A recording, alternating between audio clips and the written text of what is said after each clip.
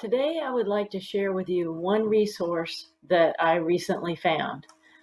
I wanted to start by saying I'm in no way affiliated with Flinn Science, but it is a free resource available to science teachers at the middle and high school levels.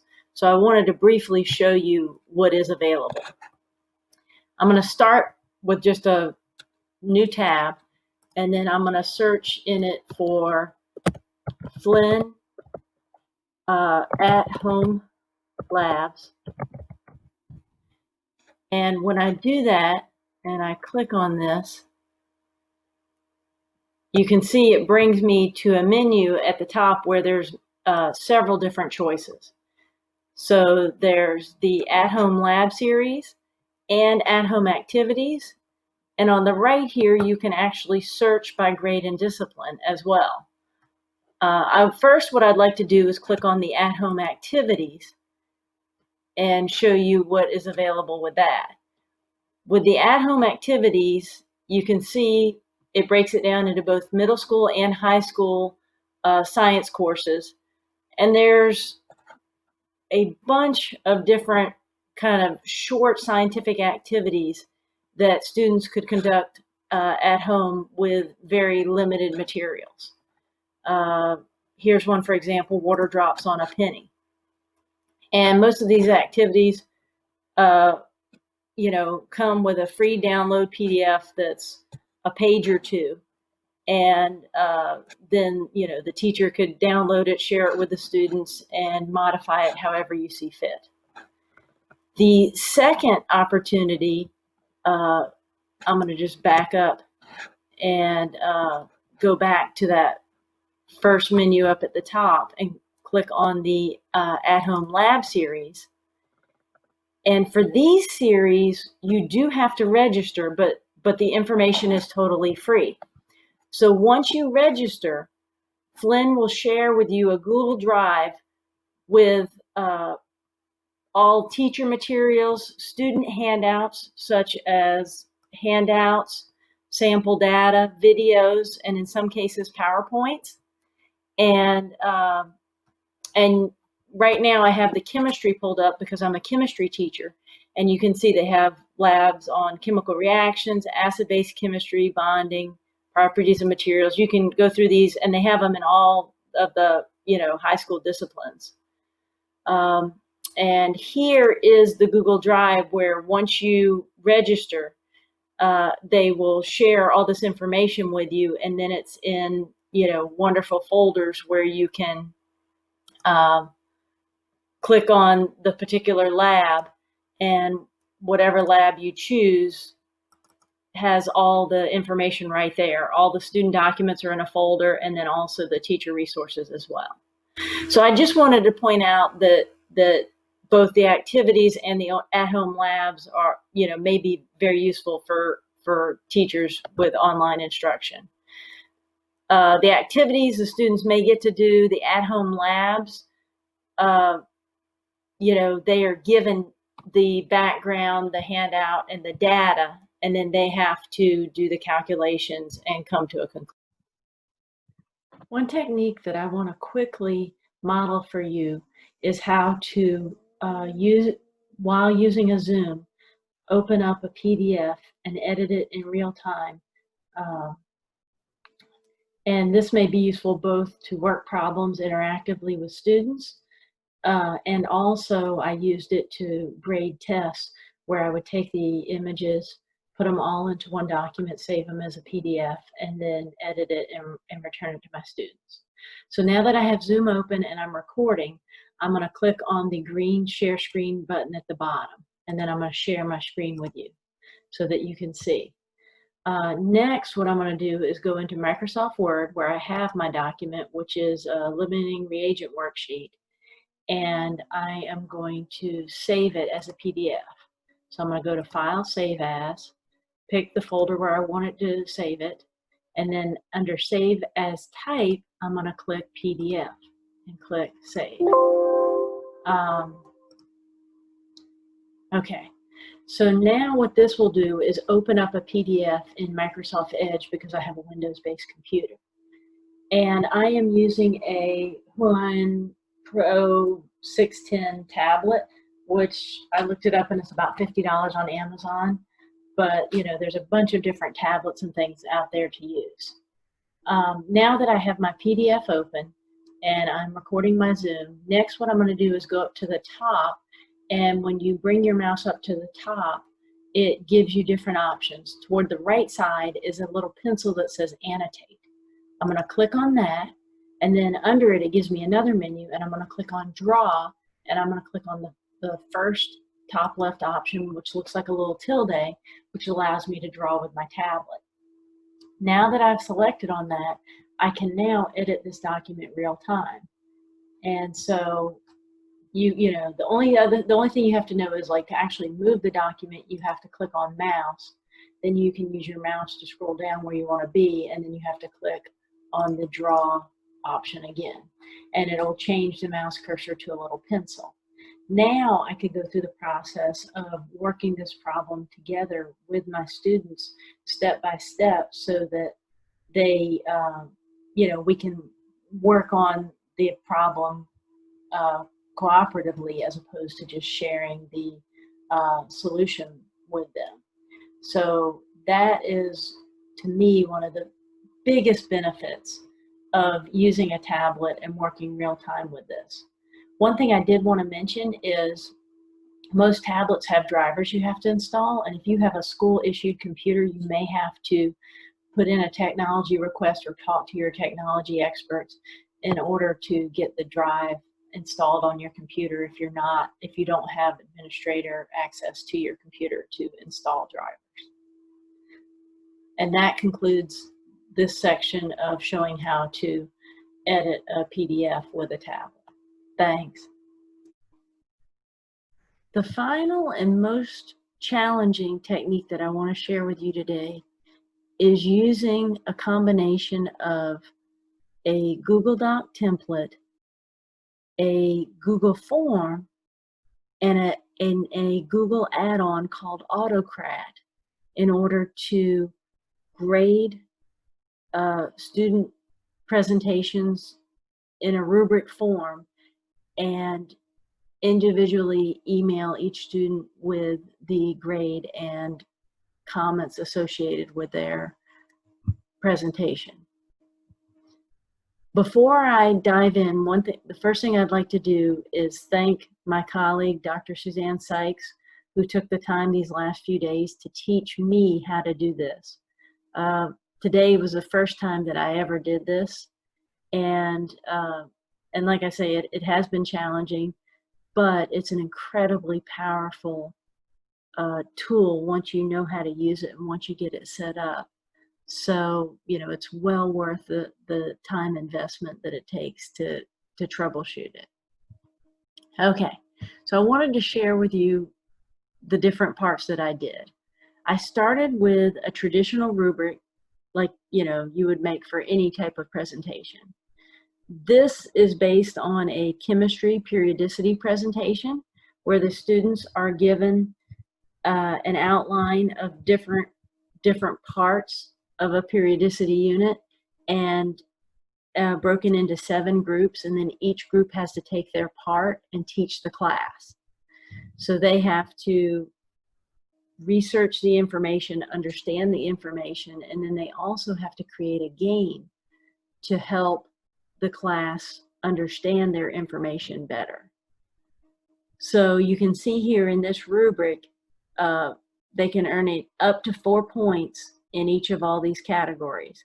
The content of what they're covering, how well they comprehend what they're teaching and covering, collaboration with their peers, how well they adhere to the time limit, which is ideally 20 to 25 minutes for both the presentation and the game. Also how well they, you know, how creative their game is, how applicable it is to the information they're trying to teach, and how easy it is to understand. And then also how well the students present the information. You know, do they speak loud enough? Can the students understand them? And do they go at a good pace so that the students can understand it? So this is the background rubric for the for the project that I, you know, have always used. Then what I did is I went into Google Docs and I made a template of what I want the students to receive when I send out their grade. So here's the template, and I called it Periodicity Student Score Template. I found a shared image that I could use that represented it and titled it. And then I listed the categories that align with the rubric, except I added the total grade earned and also a place for comments. But from the content through the student presentation performance, those are straight off the rubric. And, as we saw in the rubric, for each category, students can earn up to 4 points. So that gives them a total possible grade of a 24. Now in the middle here, these are something called tags. These are actually, instead of actually putting a number in here, eventually what will happen is this document will go to a spreadsheet and pull the values under each one of these fields. And that's how it will populate it and send it to each specific student so that they receive the information related to their presentation. But you have to have some type of document or template that you want, where you want your spreadsheet data to go, to be sent to the students. And that's what this represents. Now what I did is I went into Google Docs and, Google Forms, and I made a grading form. Now this grading form is only for me. So this is a form where I can, look at evaluate each student's presentation and quickly type in the information. So I had my teacher email because I want all of this information sent to me so that then I can populate it into that document template and then send it on to the students. I do want to keep track of their names because that's going to be important for me to use in one of the tags. So I need to insert their name, their email, and then here's where I would actually start grading the presentations. And I could just quickly click on 1 through 4 as far as the score that they've earned for each of those sections. And then I added check boxes of different comments that I thought would be useful to share with the students based on the presentations. You do have to be careful here. You have to select check boxes and not checkbox grids. I started by doing the checkbox grid, and when I populated the spreadsheet, I had issues with how it populated it. So I changed it to just check boxes. So this is the form that I created, and then I sent it to myself. When I sent it to myself, I received it through email, and then I was able to open it up and then actually fill it out. So now I'm going to go through the process like I'm grading another presentation. So my email, I'm going to fill that in. Student's name, we'll say this one is Jenny. And the student email, normally you would put the real student email. For this purpose, I'm going to use my email again just for privacy's sake. For content, I'm going to give her group a 4. For comprehension, a 3. Collaboration, a 4. Time limit, they were a little bit under, so I'm going to give them a 3. They had an outstanding game that was really creative. I'll give that a 4. And the presentation was good, but some of the slides were hard to read. And they also didn't equally share the presentation, so I'm going to give that a 3. Then here's the comments, and you can click on whatever you want. I'm going to say they had a great pace, good mastery. It was hard to read some of the information on the slides. They had a very creative game idea. Great job overall. And then I'm going to submit it. So now that would be the process of grading, one of the presentations. Now that I've graded that, I go back to the original form that I created and sent to myself, and I go under responses. And I had already graded several others, so you can actually see that there's 5 responses here, and you can get the different information from it. But really what's most useful is to go to the spreadsheet view. So if I click on this little green icon up here, that will then bring me to the spreadsheet view where I've entered in the grades for these projects. So you can see here I've graded Amy, Jane, John, and Jenny's presentations. And you can see the different grades that they receive for each of the parts of the rubric. And then under final grade here, what I did is I wrote a very simple formula that just sums from the content column through the student presentation column. And so once you've written that, all you have to do is drag down. Uh-oh, I dragged one too many, so I'm going to delete this one. And then that will automatically calculate the sum of columns F5 through K5 for the final grade. And then here's the comment section, and there's more comments in there. It's just chopping it off right now. But the comments are there as well. Now, where it gets incredibly powerful is we can now take this information with that add-on of AutoCrat, and we can actually use, what the AutoCrat will do is allow us to take this information and merge it into that template that I showed you, the Google Doc, and then send it out to each student via email. So I'm going to go ahead and show you that process. So now I'm going to click on Add-ons, AutoCrat, and Launch. And that's going to bring up this add-on and allow us to actually make our merge job. So I'm going to say New Merge Job. And I don't know why, but the view of this looks a little bit different when I record it than it does when I'm just naturally in this Google Sheet doing it. All right, so now what it's doing is it's prompting me for, where is that template that I want to send to the students. So I've got that in my drive, and so I'm going to go under, let's see here, periodicity presentation information, and that's just a folder where I have all my periodicity files. And here's the Google Doc that I shared with you earlier that's got the template.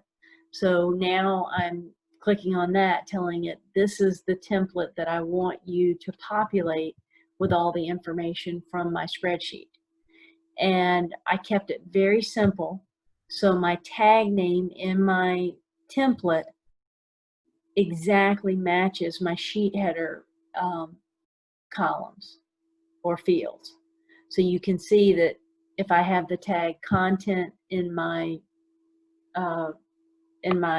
template, then it's going to go to my spreadsheet and find the header content, and that's what it's going to insert in there.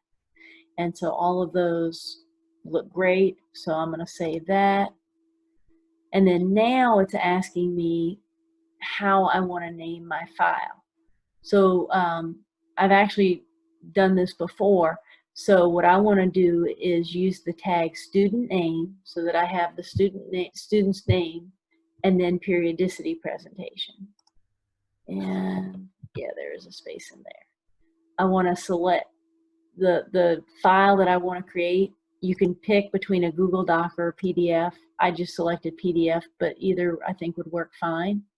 I do want to email the documents to the students so that they receive it.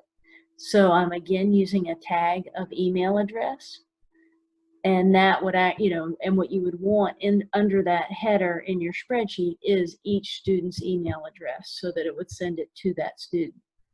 I then named the subject, and I called it periodicity presentation grade and comments. And then I typed up Dear, and I've got a tag student name, so then that will actually insert that particular student's name. Here's your graded periodicity presentation. Your final grade for this project was, and then it's going to use another tag to actually pull the final grade. Please see the specific grades for each part of the rubric and comments in the attached document. And that's the document that we picked at the beginning, the Google Doc that I made for the template. And then I want the merged document to be a PDF. So all that looks great. So I'm going to save that.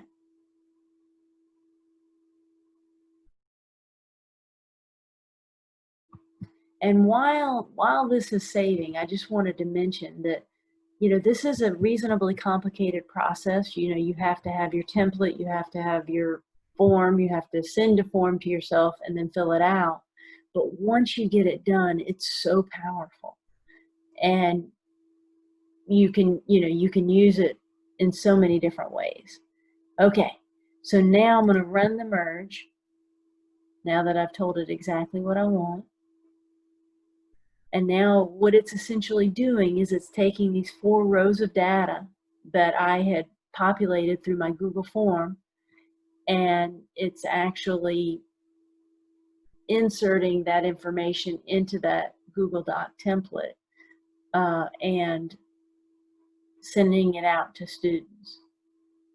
So you can see here it's in the process. It's done 1 job so far. Now it's on the 2nd job. And while it's doing this, I just wanted to continue the thought I had before with, this is a complicated process, but it's so powerful. And once you go through the investment in time to set this up, it would make evaluating rubrics and sharing the feedback with the students so much quicker and more meaningful. So now it's telling us that all the jobs are completed. It's merged all 4, so I'm going to say okay. Now if I close this and go back to my spreadsheet and scroll to the right, it's added some columns to my spreadsheet. Past my comments, it's now got a document ID, a URL, a link to the merged document, and then the name. So for example, you saw me add Jenny's information. So if I click on Jenny's periodicity presentation, this was what would have gotten emailed to her. So you can see that it's now populated the Google Doc with the specific grades that she's earned for each part of this rubric. It included the total grade as well as all the comments associated with her presentation. Also, if I go to my email, because I emailed it to myself, the other thing that you'll see in addition to that template is it's now written a note to her saying, "Dear Jenny," so this is where I had the tag student name, "Here's your graded periodicity presentation. Your final grade for this project was," and then that's where it inserted the final grade. "Please see the specific grades for each part of the rubric and comments in the attached document." And there's all the specifics. I hope, like I say, I hope you find this to be a useful technique that you can use in your online classes or regular classes and even share with your colleagues. Thank you so much.